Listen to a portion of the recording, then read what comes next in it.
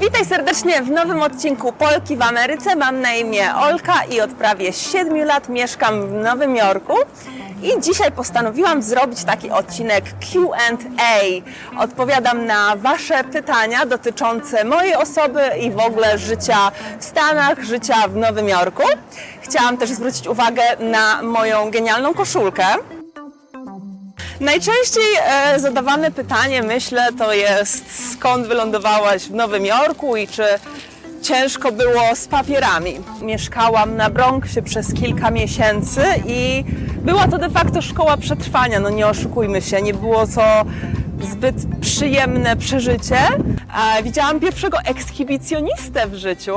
Postanowiłam rozpocząć pracę na planach filmowych. Także jeśli chce się spróbować, to naprawdę zachęcam do przyjechania do Nowego Jorku.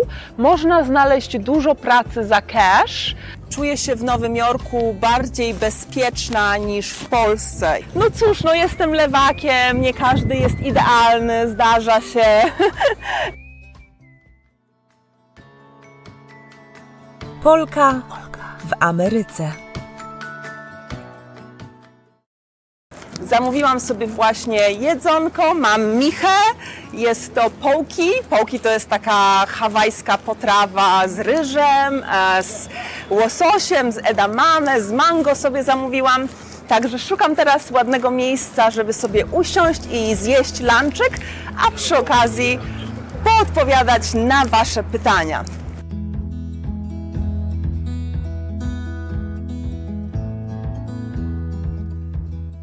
Stwierdziłam, że najlepszym rozwiązaniem będzie zabranie Was nad wodę.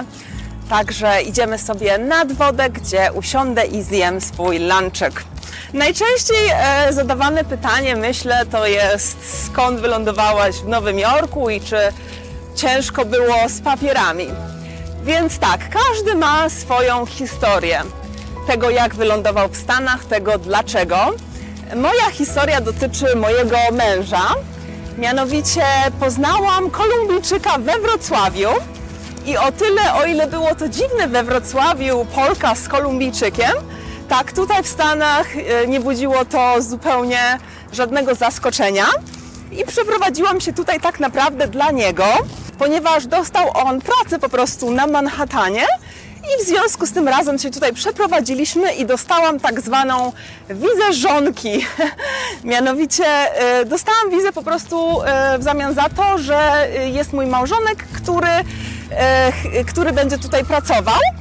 I o tyle dobrze mi się fuksnęło, że jego firma za wszystko zapłaciła. Więc nie tylko za moją pierwszą wizę i autoryzację do pracy, bo trzeba mieć...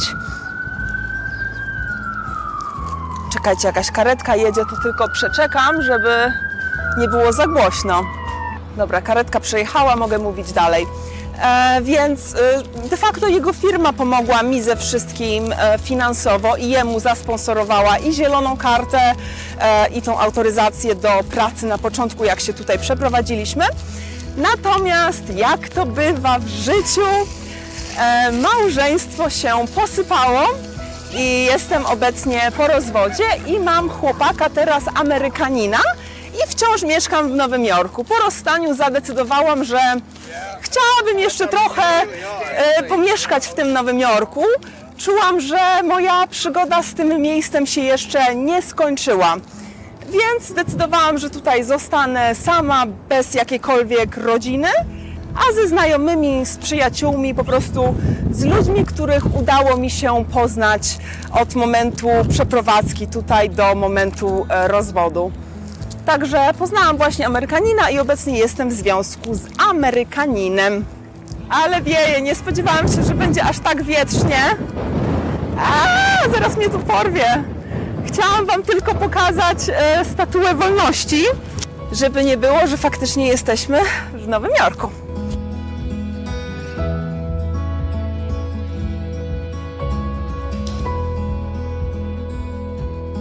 Dobra, przysiądę sobie tutaj na chwilkę, coś zjem delikatnie, chociaż, bo już umieram z głodu i będę miała One Trade Center w tle, także myślę, że to też spoko widok.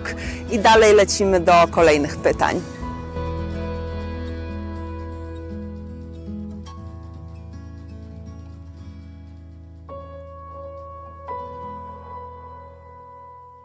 Zaczynam jeść moją michę ambitnie, bo pałeczkami. Jakby ktoś chciał wiedzieć, to tak wygląda połki. Następne pytanie, które się często pojawia, to czym się zajmuję? Otóż jak tu się przeprowadziłam, to de facto, tak jak mówię, przylatywałam za kimś, więc miałam możliwość jakby wyboru swojej ścieżki, że tak powiem. Więc poszłam za tym, o czym marzyłam praktycznie od dziecka i czym się też troszkę zajmowałam w Polsce. Mianowicie postanowiłam rozpocząć pracę na planach filmowych. Dobre.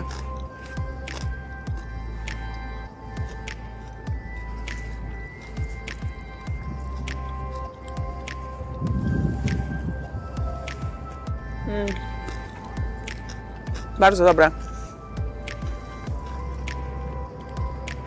Och, jak dobrze coś zjeść. Ja dzisiaj jestem w biegu, także ledwo na cokolwiek mam czas. I zapomniałam, jak głodna jestem. Wracając do tematu. Jak tutaj przyjechałam, to stwierdziłam, że zajmę się tym, czym się zajmowałam w Polsce i co sprawiało mi przyjemność, czyli praca na planach filmowych. Ja mam dosyć artystyczną duszę, lubię tworzyć i tak samo ten kanał na przykład założyłam też z myślą o tym, że po prostu tęskniłam za kamerą. Założyłam kanał w połowie pandemii, jak już kilka miesięcy nie pracowałam na planach filmowych i tęskniłam po prostu i za kamerą, i za byciem kreatywnym, za jakby wymyślaniem, po prostu za byciem przed kamerą tęskniłam, no nie oszukujmy się. Także rozpoczęłam pracę w sumie i w modelingu, popracowałam kilka jeszcze lat, a de facto w Europie byłam już emerytowaną modelką, bo po 30 w Europie już się średnio pracuje. Natomiast tutaj w każdym wieku tak naprawdę jest możliwość dorobienia, popracowania. Jak człowiek czuje się komfortowo przed kamerą, to można w każdym wieku tak naprawdę coś tworzyć i coś robić. Także miałam swoje tutaj małe, wielkie sukcesy i w modelingu, i w aktorstwie, ale zaczęłam właśnie od prac jako statystka. Moim pierwszym w ogóle projektem tutaj to był winyl Martina Scorsese. Także to było niesamowite, że od razu pierwsza produkcja i z grubej rury do Martina Scorsese. To było super przeżycie. I w ogóle od razu to przy okazji zareklamuję, że będę robiła serię na swoim kanale pod tytułem Przygody statystki w Ameryce. Także będę opowiadać historię, jak to było poznać Spielberga, albo jak to było poznać Sarah Jessica Parker czy Michelle Pfeiffer. Także będą tutaj ciekawe historie na ten temat. Także jak kogoś interesuje, to zapraszam do subskrypcji, polajkowania. Wiecie dobrze, co robić. No i z czasem z tego statystowania zaczęłam mieć i małe rulki tu i tam. Zaczęłam dużo pracować jako dublerka. Wiele razy też pracuję jako tak zwany stand-in. Ja nie wiem, jak to się w sumie nazywa po polsku, ale to jest taka osoba, która wchodzi za głównego bohatera i na tej osobie się ustawia kamery, światło. Ta osoba ma ze sobą cały scenariusz, czyta się linijki tego scenariusza. Scena jest jakby odgrywana w całości, zanim ten główny aktor pojawi się na planie filmowym. I byłam stand-inem na przykład Elle Fanning, albo byłam stand-inem Marii Szarapowej. Także te takie wysokie blondynki, to ja jestem ich stand-inem tutaj w Nowym Jorku. Jak komuś się chce zobaczyć, to można sobie wejść na moją stronę internetową, która nazywa się alexrak.com. Już pojadłam, mam więcej energii, także zabieram Was dalej na spacer. Tutaj przy wodzie, na południu Nowego Jorku, na Manhattanie. Pojawiło się takie pytanie odnośnie emerytury. Czy będę miała emeryturę z takiej pracy na planach? I akurat fajnie, że to pytanie się pojawiło, bo to jest kwestia, którą z ciekawości chciałabym poruszyć. Mianowicie ja jestem członkiem związków zawodowych. Tutaj w ogóle w Stanach jest długa historia i jest wiele kontrowersji związanych z właśnie związkami zawodowymi. Teraz na przykład Amazon stara się stworzyć swoje własne związki zawodowe, starają się stworzyć pracownicy i Amazon im to utrudnia, także też są teraz w ogóle kontrowersje tutaj. Natomiast ja jestem członkiem związków zawodowych aktorskich, nazywają się SAG-AFTRA i do tych związków zawodowych należą praktycznie wszyscy aktorzy, których kojarzycie, czyli Tom Hanks, Meryl Streep, Tom Cruise. Absolutnie wszyscy aktorzy są członkami, amerykańscy aktorzy są członkami tych związków zawodowych. I jak jest się członkiem tych związków zawodowych i wypracuje się 5 lat z rzędu, albo określoną dni na planach się spędzi, albo określoną sumę pieniędzy się zarobi na tych planach, jak jest się członkiem tych związków zawodowych. No i właśnie, ale fajne słoneczko. To chwilę się poprażę i Wam opowiem, o co chodzi z tą emeryturą. No i właśnie 2020 rok miał być takim rokiem, w którym zdobywam tą swoją emeryturę i już nie muszę pracować na planach filmowych. Mogę dalej jakby wziąć kolejny krok w życiu, podjąć i zająć się czymś nowym, czymś innym. Natomiast jako, że COVID się wydarzył, to dali nam taki gap year, czyli dali nam taki rok przerwy, że tak powiem. I 2021 jest dla mnie ważnym rokiem, ponieważ w tym roku będę starała się właśnie tą emeryturę sobie wyrobić. Także trzymamy kciuki, że mi się uda i że faktycznie za te 30 lat będę dostawać emeryturę aktorską. To by było fajne, jak na dzieciaka, który zawsze w Polsce marzył właśnie o tym, że przyjedzie do Stanów i że pozna swoich idoli, będzie pracować na planach filmowych i zawsze byłam taka głośna i przebojowa i wszędzie mnie było po prostu pełno. Także to ma sens w sumie, że zaczęłam pracować na takich planach filmowych.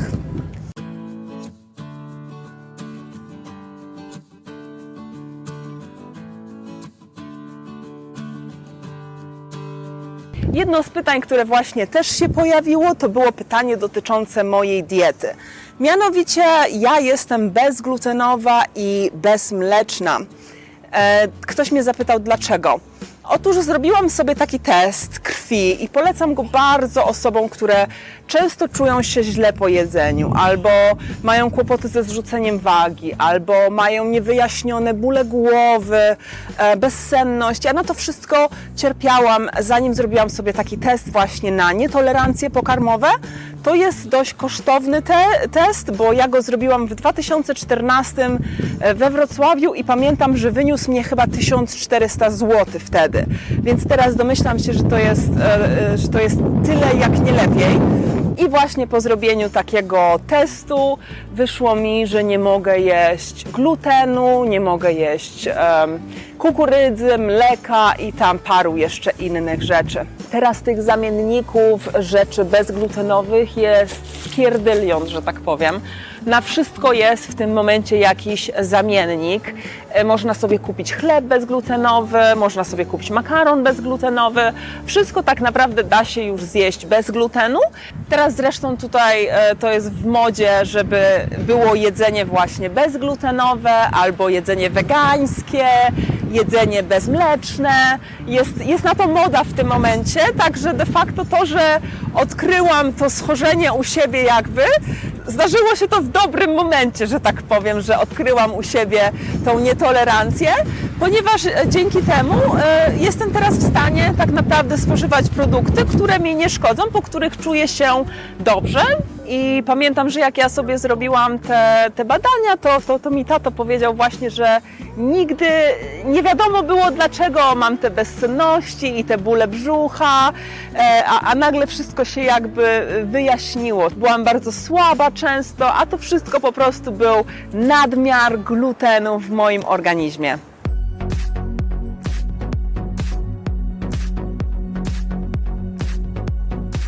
Ale tutaj jest ładnie, to może tutaj sobie przycupnę na kolejne pytanie.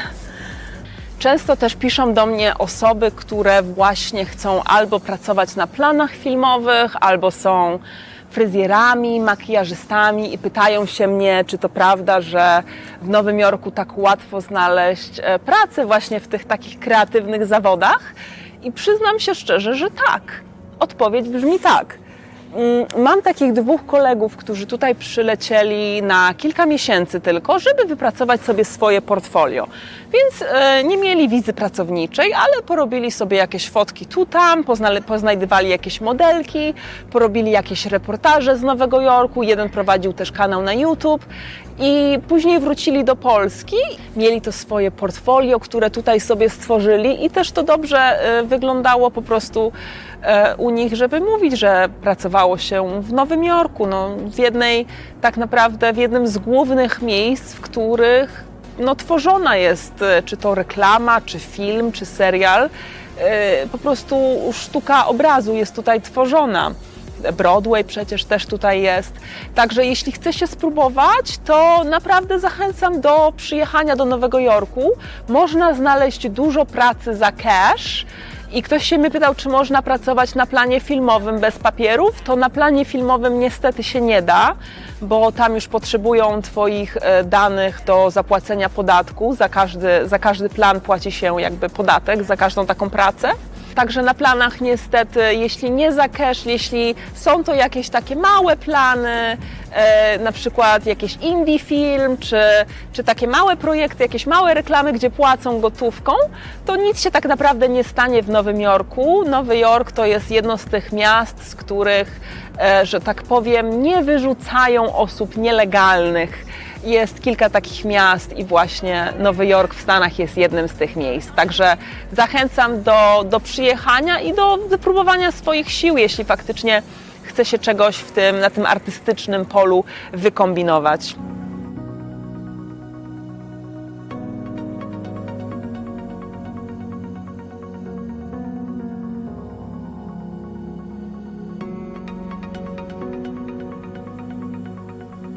Miałam taki odcinek z życia na Bronxie, bo mieszkałam na Bronxie przez kilka miesięcy i była to de facto szkoła przetrwania, nie oszukujmy się, nie było to zbyt przyjemne przeżycie, natomiast było to przeżycie, jedno z wielu życiowych przeżyć i ktoś się mnie zapytał, dlaczego zamieszkałam na Bronxie, że w podobnej cenie mogłabym sobie zamieszkać na przykład na Queens.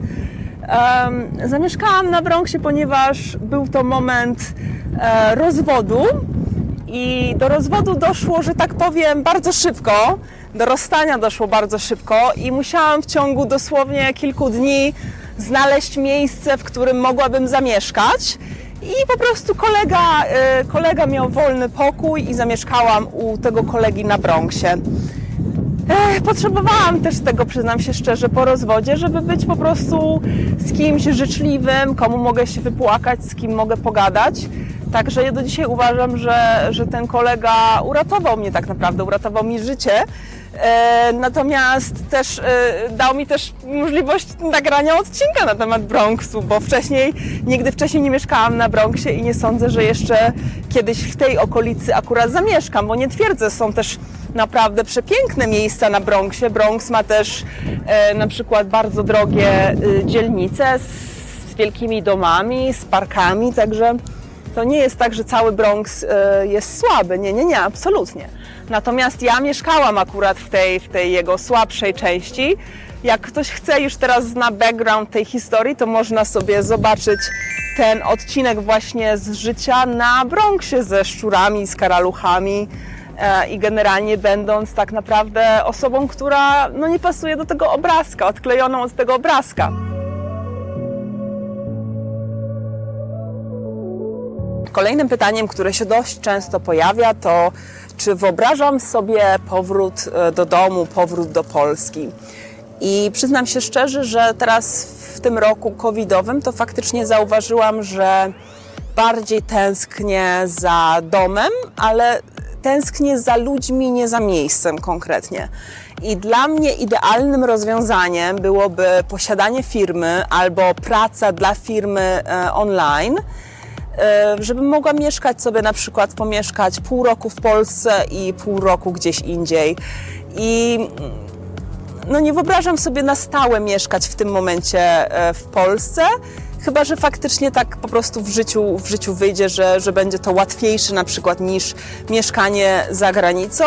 Obecnie myślę, że moje życie tutaj w Nowym Jorku jest ciekawsze i bardziej, tak jak mówię, no nie skończyła się ta moja przygoda z Nowym Jorkiem. Nie wiem nawet, jak to określić, natomiast no czuję, że jeszcze chcę tu być przez jakiś czas.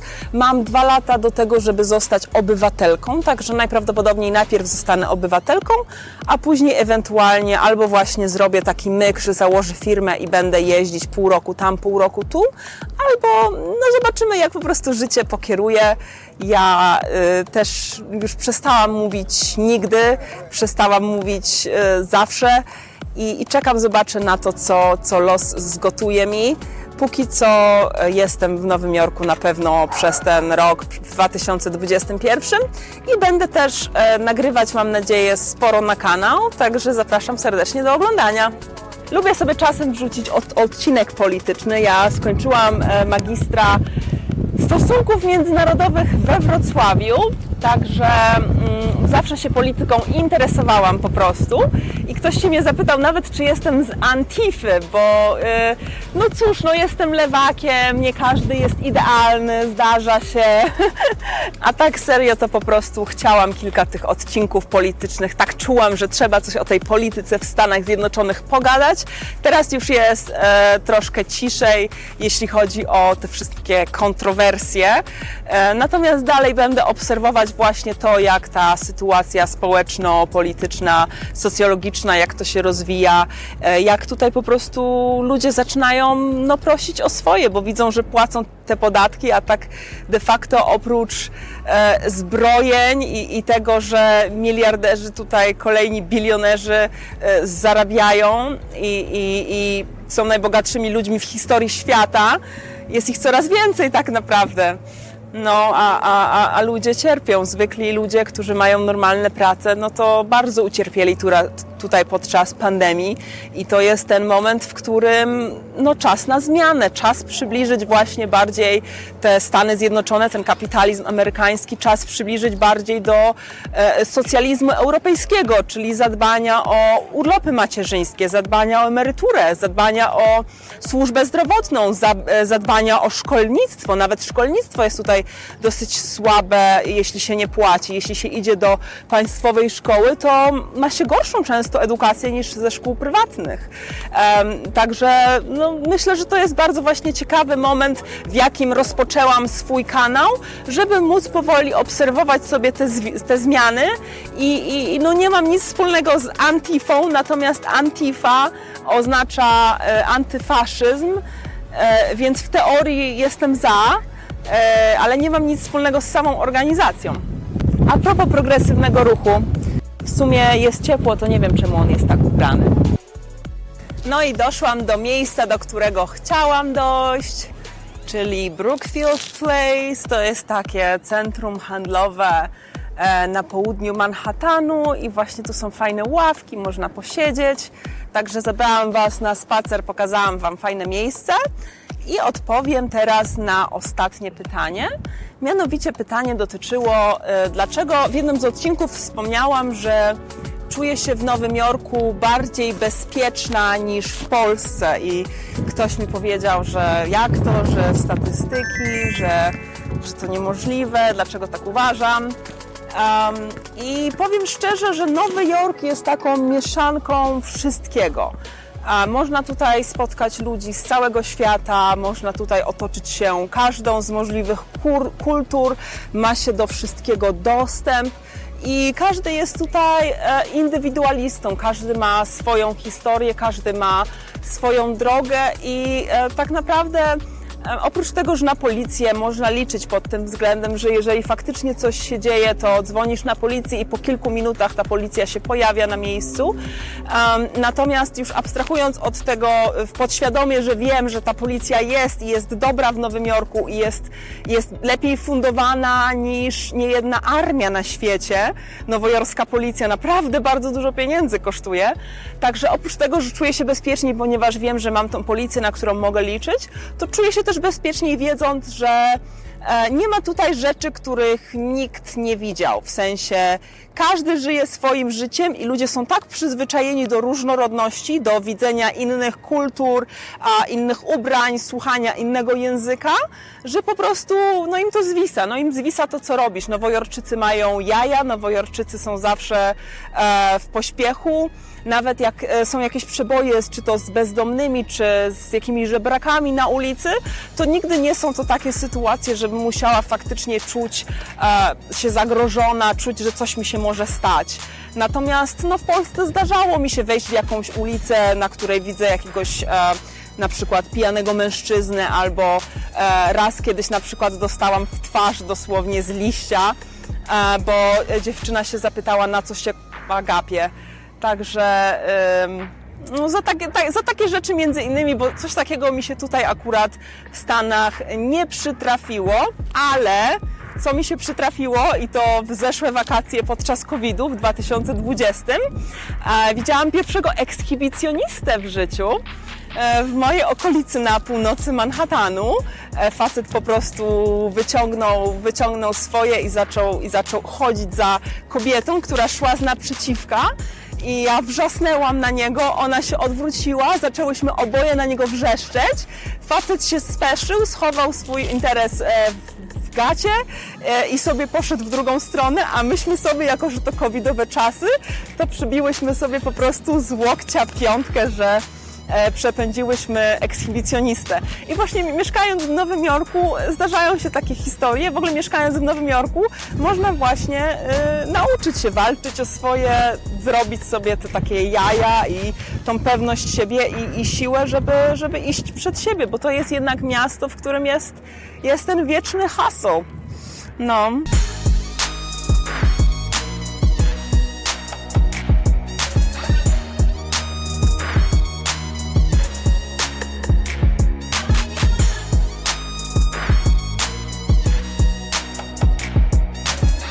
Co jest jeszcze fajne w Nowym Jorku, o czym zapomniałam kiedykolwiek wspomnieć, to, że latają nie tylko gołębie, ale i mewy, bo jesteśmy przy wodzie w końcu.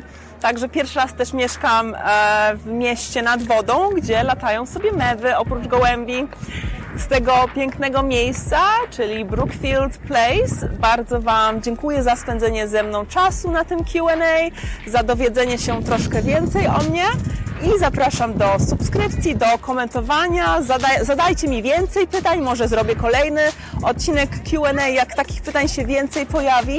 Także jeszcze raz bardzo dziękuję za spędzenie ze mną czasu i pozdrawiam serdecznie z Nowego Jorku i do zobaczenia w kolejnym odcinku Polki w Ameryce. Pa, pa!